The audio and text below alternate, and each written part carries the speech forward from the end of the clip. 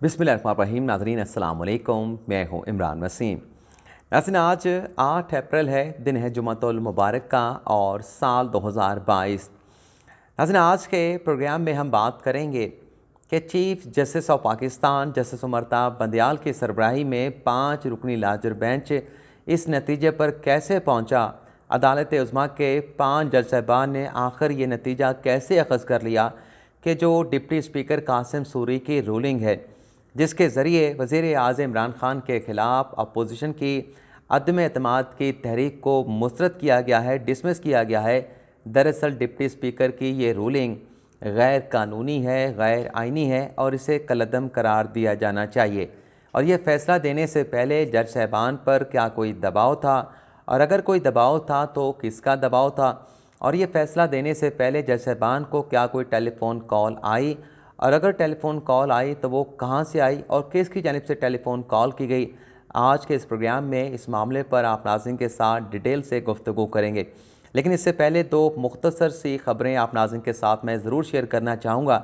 एक तो नाज़रीन, आज जो इस्लामाबाद हाई कोर्ट ने पीका तरमीम से मुतल्लिक़ मुकदमे का फ़ैसला महफूज किया था, वो फ़ैसला नाज़रीन चीफ जस्टिस अतर मिनल्ला की जानिब से अनाउंस कर दिया गया है। वो तहरीरी फ़ैसला जारी कर दिया गया है। उस फ़ैसले में नाज़रीन चीफ जस्टिस अतर मिनल्ला की जानिब से सेक्रेटरी दाखिला को ये हुक्म दिया गया है कि FIA के साइबर क्राइम विंग के जो ज़िम्मेदारान अफसरान हैं, जिन्होंने अपने बनाए हुए SOPs की वायलेशन की है, SOPs की वायलेशन करते हुए तहकीकात करने से पहले, नोटिस जारी करने से पहले लोगों को गिरफ़्तार कर लिया, खौफ व हिरास फैलाया, उनके ख़िलाफ़ तहकीकात की जाएँ। और चीफ जस्टिस ने यह भी सेक्रेटरी दाखिला को हुक्म दिया है कि ये जो तहकीकात हैं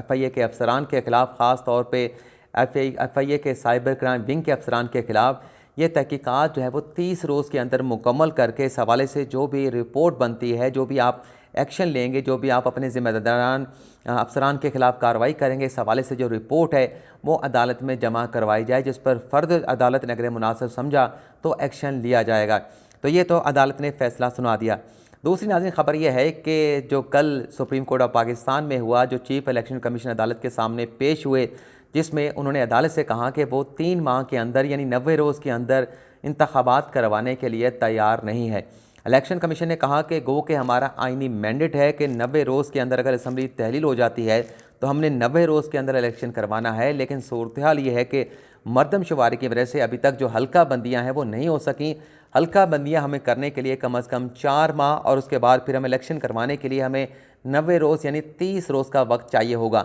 ये जो नाज़रीन बयान अदालत उज़्मा के सामने chief election commission Sikandar Sultan Raja ने दिया है, इस बयान को जवाज़ बनाकर अब ये शहर इक़्तिदार में जो है वो इतलात सामने आ रही हैं, या ख़बरें कह लें सुनने को मिल रही हैं। अभी इसकी कोई कन्फर्मेशन तो नहीं हो रही। ख़बर यह है कि हुकूमत जो है इस बात पर गौर कर रही है कि इलेक्शन कमीशन, जिनका ये आइनी मैंडेट है, जो आइनी तौर पे पाबंद है कि अगर असम्बली तहलील होती है तो आप 90 रोज़ के अंदर इंतखाबात करवाने के पाबंद हैं, और अगर इलेक्शन कमीशन ये करने से, इलेक्शन करवाने से इनकार करता है तो इस बुनियाद के ऊपर उनके ख़िलाफ़ सदारती रेफरेंस, उनके रिमूवल का जो है वो सुप्रीम जुडिशल काउंसिल में दायर किया जाएगा। और उसमें यही जो है वो बुनियाद, यही बेस रखी जाएगी। इसी बात को जवाज़ के तौर पे जो है वो सुप्रीम जुडिशल काउंसिल के सामने पेश किया जाएगा कि इलेक्शन कमीशन जो है अपनी आइनी ज़िम्मेदारियाँ पूरी नहीं कर रहा। 90 रोज़ के अंदर इंतखाबात करवाना इलेक्शन कमीशन की ज़िम्मेदारी थी, लेकिन इलेक्शन कमीशन कहता है कि मेरी तैयारियाँ मुकम्मल नहीं है, मैं 90 रोज़ की बजाय 7 माह के अंदर इंतखाबात करवाने की पोजीशन में मौजूद हूँ। तो जब कोई इदारा और उसका सरबराह जो है अपनी आइनी ज़िम्मेदारियाँ पूरी नहीं कर सकता तो उसके ख़िलाफ़ कार्रवाई करते हुए सुप्रीम जुडिशल काउंसिल जो है उसे ओहदे से जो है वो हटा दे, उन्हें ओहदे से बरतरफ कर दे। अब देखते हैं कि इस नुक्ते पर पाकिस्तान तहरीक इंसाफ की जमात के अंदर गौर किया जा रहा है। हतमी फ़ैसला क्या होता है वो आज शाम तक जब आप ये प्रोग्राम देख रहे होंगे तो शायद ये ख़बर भी आप नाज़रीन के सामने आ चुकी हो कि ग़ालिबन हुकूमत ने फ़ैसला किया है या इस आइडिया को हुकूमत की जानिब से ड्रॉप कर दिया गया है। अब हम आते हैं आज की अपनी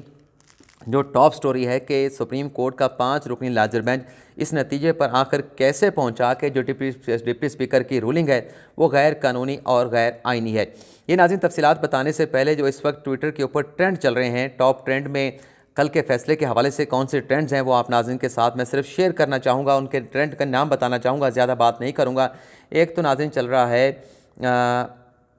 अगली बारी फिर कप्तान ये चल रहा है। उसके अलावा जो है अमेरिका के जज जीत गए। फिर आगे चल रहा है stand with constitution, doctrine of necessity, नज़रिया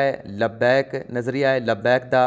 आगे एक और भी है, सुप्रीम कोर्ट का भी ट्रेंड चल रहा है। मैं सिर्फ इनके ट्रेंड के नाम बताऊंगा, ज़्यादा डिटेल में नहीं जाऊंगा। अब आ जाते हैं कि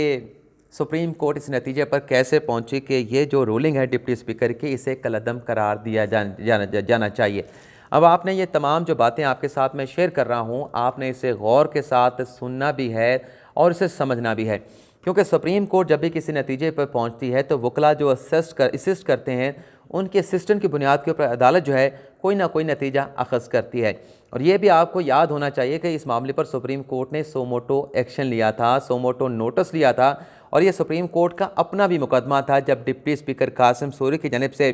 जो रूलिंग दी गई और रूलिंग के ज़रिए अदम एतमाद की तहरीक को मुस्तरद कर दिया गया। सबसे पहले आपको ये बता दें नाज़रीन, ये जो सुप्रीम कोर्ट में 5 दिन समाअत होती रही, संडे के रोज़ पहली समाअत हुई, फिर पीर, मंगल, बुध, जुमेरात और कल सुप्रीम कोर्ट ने फैसला सुना दिया। मजमूई तौर पर सुप्रीम कोर्ट के 5 रुकनी लार्जर बेंच ने 16 घंटे और 30 मिनट की तवील समाअत करके इस केस का फैसला सुनाया है। इसमें आपको ये बता दें कि जब पहले दिन मुकदमे की समाअत का आगाज़ हुआ तो जज साहबान की जानिब से एक जो फॉर्मेलिटी होती है वो पूरी की गई। हुकूमती वकला को नोटिस जारी किया गया, हुकूमत के जो मुतलका जो अपना ऑफिस हैं उनको नोटिस जारी किया गया, अपोजिशन की जमातों को नोटिस जारी किया गया, और बाकायदा तौर पर जो समाअत का नाज़रीन आगाज़ हुआ वो पीर के रोज़ यानी 4 अप्रैल से इस मुकदमे की समाअत का आगाज़ हुआ, जब फ़ारूक एच नाइक ने अपने दलाइल का आगाज़ किया। सबसे पहले आपने ये गौर से सुनना है कि अपोजिशन के वकला ने अदालत के सामने अपना केस क्या बनाया था, अपना केस एस्टेब्लिश क्या किया था। फ़ारूक एच नाइक ने, मैं सिर्फ चीदा बातें अपोजिशन के वकला की आप नाज़रीन के सामने रखूँगा, 3 या 2 बातें। फ़ारूक एच नाइक ने अपने दलाइल में अदालत के सामने ये इस्टेब्लिश करने की कोशिश की थी और फिर वो इस्टेब्लिश करके भी गए कि डिप्टी स्पीकर कासिम सूरी ने जो रूलिंग दी है दरअसल पर उनके पास ये रूलिंग देने का अख्तियार नहीं था। ऐसी रूलिंग जो है वो सिर्फ स्पीकर कौमी असम्बली असद कैसर दे सकते थे। फिर फ़ारूक एच नाइक ने दूसरा नुक्ता अदालत के सामने ये प्रूव किया कि ये जो रूलिंग है ये गैर आइनी और गैर कानूनी इसलिए है कि आर्टिकल 95 का जो मैंडेट है उसकी खिलाफ वर्जी की गई है। आर्टिकल 95 एक इंडिपेंडेंट जो आर्टिकल है जिसमें रूल्स की कोई गुंजाइश नहीं। तीसरा उन्होंने नुक्ता ये उठाया कि ये जो अपना रूल्स हैं, जो अपना रूलिंग दी गई है डिप्टी स्पीकर की जानिब से, उसमें जो अपोजिशन के 197 कह लें या 177 अरकान कह लें, उन्हें गद्दार करार दे दिया गया है। बगैर किसी तहकीकात के, बगैर उनका मौक़िफ़ सुने, किस तरह से के तरीके से डिप्टी स्पीकर ऐसी रूलिंग दे सकते हैं। यानी वो ये कह रहे थे कि ये गैर आइनी गैर कानूनी रूलिंग जो है वो डिप्टी स्पीकर की जानिब से दी गई है। इसी तरह से रज़ा रब्बानी ने जब अपने अगले रोज़ यानी 5 अप्रैल को दलाइल दिए, 4 अप्रैल का पूरा दिन तो है वो फ़ारूक एच नाइक ने ले लिया। रज़ा रब्बानी ने जो दलाइल दिए, वैसे यहाँ पर आपको ये भी बता दें कि ये केस शुरू होने से पहले जब अपना डिप्टी स्पीकर ने रूलिंग दी थी तो शेख रशीद ने पाकिस्तान के 22 करोड़ अवाम को एक चैलेंज दिया था, एक पेशन गोई की थी,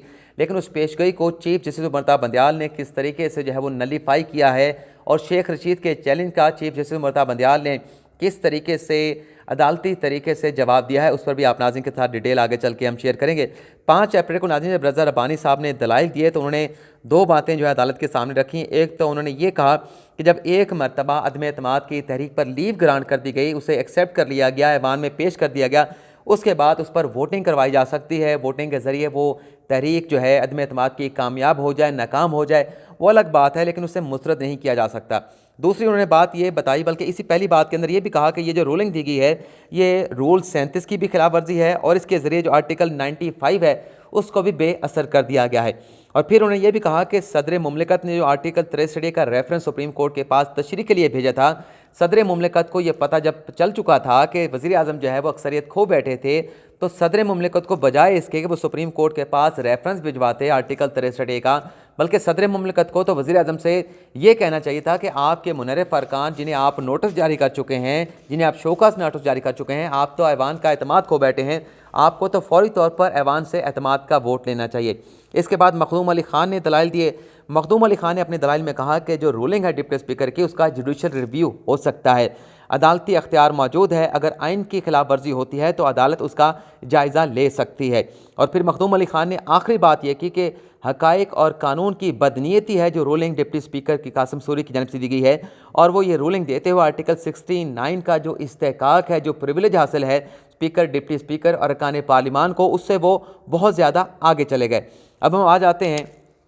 कि ये तो दलाइल दिए गए अपोजिशन के वकला की जानिब से। अच्छा, यहाँ पर जो जज साहबान के रिमार्क्स हैं मैं उन्हें टच नहीं कर रहा ताकि ज़्यादा वक्त ना लग सके। इसके बाद नाज़रीन, सलाहुद्दीन जो कि सिंध बार काउंसिल के वकील थे, उन्होंने भी दलाइल दिए। सुप्रीम कोर्ट बार के वकील मंसूर अवान ने भी दलाइल दिए। लेकिन बाबर अवान साहब ने जब अपने दलाइल का आगाज़ किया तो जितने भी हुकूमत के वकला थे, चाहे वो बाबर अवान साहब थे, चाहे वो इम्तियाज़ सदीकी साहब थे प्राइम मिनिस्टर के वकील, चाहे वो अली ज़फ़र थे सदर मुमलिकत के वकील, चाहे वो नईम बुखारी साहब थे स्पीकर डिप्टी स्पीकर के वकील, ये अपने दलाइल में यही कहते रहे कि डिप्टी स्पीकर की रूलिंग में अदालत मदाखलत नहीं कर सकती मासवाए नईम बुखारी और अटॉर्नी जनरल के।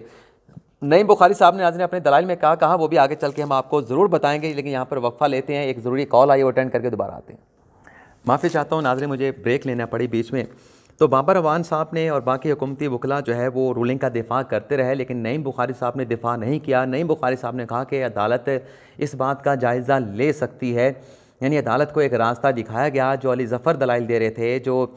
अपना बाबर अवान दलाइल दे रहे कि आप स्पीकर रूलिंग में आप मुदाखलत नहीं कर सकते, ये एक आग की दीवार है, इसे आप नहीं फलांग सकते। लेकिन नईम बुखारी ने कहा कि अदालत इस बात का जायज़ा ले सकती है कि अगर रूलिंग में मुदाखलत करनी है तो किस हद तक मुदाखलत करनी है। और फिर एजी साहब ने अपने दलाइल में कहा कि मैं तो रूलिंग का दिफा ही नहीं करूँगा, अदालत इस पर फैसला दे सकती है, मुदाखलत भी कर सकती है। मेरा कंसर्न जो है वो सिर्फ इस हद तक है कि मुल्क में अब नए इंतखाबात होने चाहिए। जो टर्माइल हुआ है अदम एतमाद की तहरीक मुस्तरद होने के बाद, और अगर ये फैसला भी ऐसा आता है तो उसके बाद मज़ीद टर्माइल होगा, नई हुकूमत बनेगी, कोई हुकूमत नहीं चल पाएगी। तो मैं ये चाहता हूँ कि नए इंतखाबात होने चाहिए। तो हुकूमत के अपने वकला जब साथ छोड़ गए कि रूलिंग का दिफा नहीं करेंगे, नईम बुखारी कहते हैं कि अदालत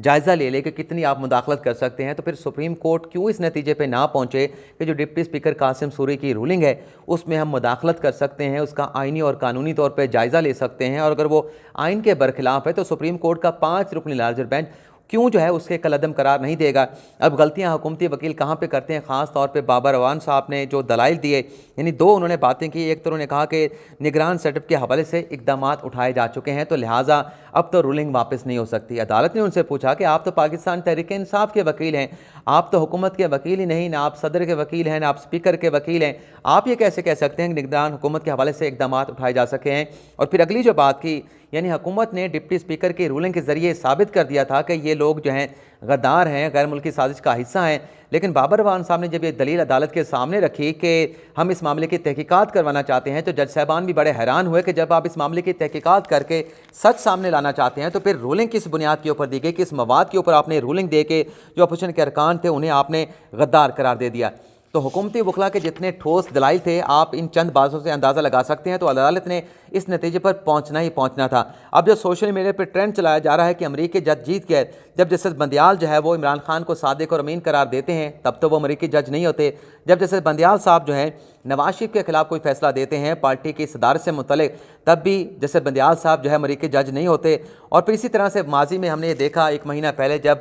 सोशल मीडिया पर चीफ जस्टिस अतर मिनल्ला के खिलाफ एक कंपेन चल रही थी, तो मैंने उस वक्त भी कहा था, बल्कि उस वक्त कंपेन के साथ बंदियाल साहब की बड़ी तारीफ़ें की जा रही थी, मैंने उस वक्त भी कहा था कि ये जो मुनाफिक लोग हैं जो अतर मिनल्ला साहब की जो है के खिलाफ कंपेन चला रहे हैं और चीफ साहब की तारीफ़ कर रहे हैं, देखिएगा कि कल सुप्रीम कोर्ट का अगर कोई फैसला आया तो यही जो मुनाफिक लोग हैं ये जिस तरीके से मलाइन कर रहे हैं चीफ जस्टिस अतर मिनल्ला को, ये बंदियाल साहब को भी इस तरह से मलाइन करेंगे, उनके खिलाफ सोशल मीडिया पे कंपेन चलाएंगे। अब आपके सामने है कि किस तरीके के ट्रेंड जो हैं वो बंदियाल साहब के खिलाफ चलाए जा रहे हैं। कोई टेलीफोन कॉल नहीं आई 5 जज साहबान को, कोई दबाव नहीं था, सिर्फ आइन का दबाव था, कानून का दबाव था और उनके अपने हल्फ का दबाव था। कॉल अगर आ रही थी तो वो आइन की तरफ से आ रही थी, जज साहबान के अपने हल्फ की कॉल थी कि आपने आइन और कानून को मेंटेन करना है। नज़रिया ज़रूरत के हवाले से कोई फ़ैसला जज साहबान जो है वो इसलिए नहीं दिया क्योंकि आइन भी उनके सामने था, कानून भी उनके सामने था, और ये कोई 1954 नहीं था, 1977 नहीं था, 1988 नहीं था और 2002 भी नहीं था कि माजी जैसे फैसले नज़रिया ज़रूरत जैसे अब ये जो है वो कोई बेंच देता, ये सुप्रीम कोर्ट का कोई जज देता।